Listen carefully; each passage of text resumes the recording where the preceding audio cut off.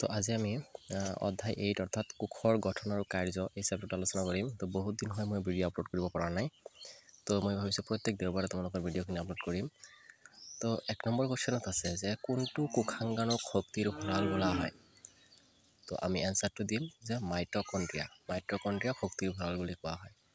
2 number question আছে যে তলৰ কোনবিধ ৰঞ্জক দ্ৰব্য নহয়। বহুত কেইটা অপচন আছে, তাৰ ভিতৰত আমাৰ ৰাইট এনসাৰ হ'ব ইথানল। 3 নম্বৰত আছে যে তলত উল্লেখ কৰা কোনবিধ কোষত কোষ কেন্দ্ৰ নাথাকে। তো ইয়াতো আমাৰ এনসাৰটো হ'ব লোহিত ৰক্ত কণিকাত। 4 নম্বৰ কোৱেশ্চনটোত আছে যে তলত উল্লেখ কৰা কোনবিধ কোষত কোষ কেন্দ্ৰ নাথাকে। ইয়াত হ'ব আমাৰ ৰেড ব্লাড সেল অৰ্থাৎ RBC। 5 নম্বৰত আছে যে কোনটো কোষৰ DNA ক্ৰমোজমৰ কাম কৰে। তো আমাৰ এনসাৰটো হ'ব বেক্টেৰিয়া কোষৰ DNA ক্ৰমোজমৰ কাম কৰে। এতিয়া আমি 6 নম্বৰ কোৱেশ্চনটো কৰিম। তো 6 নম্বৰ কোৱেশ্চনটোত আমাৰ দিয়া আছে যে কহিলা গছৰ বাকলিত কোষৰ সন্ধান প্ৰথমে কোনে পাইছিল।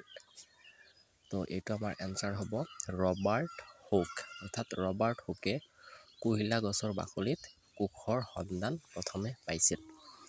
7 নম্বৰ কোৱেশ্চনত আমাৰ আছে যে ভাইৰাছবোৰক কিয় জীৱৰ শ্ৰেণীত ৰখা নহয়।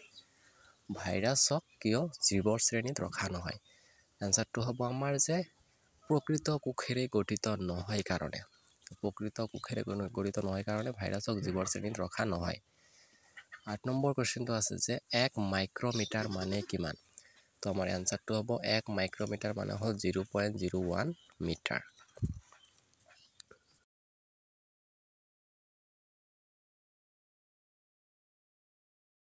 এই ভিডিঅ' এইখিনিতে আমাৰ যিকেইটা শৰ্ট কুৱেশ্যন আছিলে, মাল্টি চইচ কুৱেশ্যন আছিলে পৰীক্ষাৰ কাৰণে সেইকেইটা দি দিলোঁ।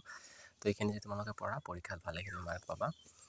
আৰু আমি গোটেইখিনি চেপ্টাৰ দিম, কিন্তু মই সময় অলপ কমকৈ পাই আছোঁ কাৰণে তোমালোকৰ প্ৰত্যেক দিনাই ভিডিঅ'টো আপলোড কৰিব পৰা নাই। তো মই এইখন চেনেলতে তোমাৰ ক্লাছ 6, 7, 8ৰ বিজ্ঞানৰ অৰ্থাৎ ছায়েন্সৰ কুৱেশ্যনবিলাক দি থাকিম। তো তোমালোকে ভিডিঅ'বিলাক পাই থাকিবলৈ চেনেলটো ছাবস্ক্ৰাইব কৰিব, লগতে আমাৰ ন'টিফিকেশ্যনটো অন কৰি ৰাখিবা, তেতিয়াহে আমাৰ পৰা ভিডিঅ'বিলাক পাবা।